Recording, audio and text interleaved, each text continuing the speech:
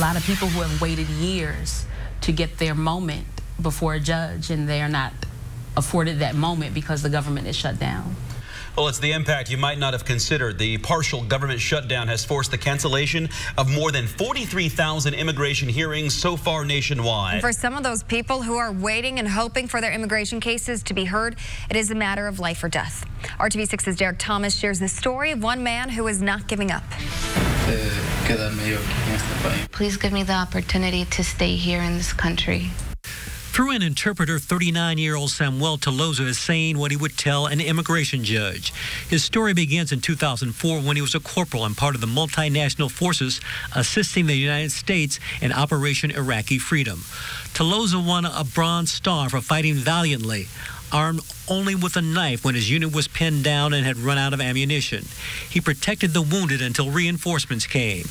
He met then Secretary of State Colin Powell, who gave him these commemorative coins.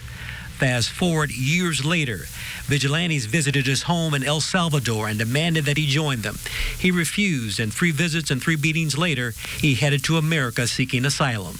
I think we owe it to him as a country. He served and saved American lives. He served with American forces.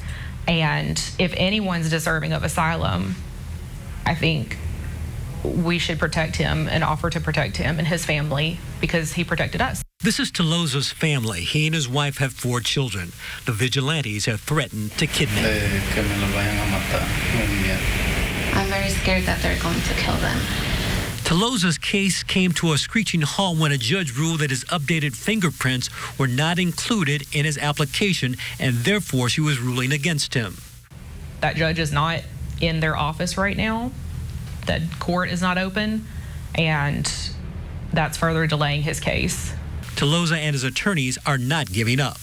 All we have is hope, and that's what our clients cling to, is the hope that that they get a little piece of the American dream, that they are afforded the same opportunities that were afforded to our ancestors when they came to America. Tolosa has a work permit and continues to work here in Indianapolis while he waits to hear if the judge will reconsider his asylum application.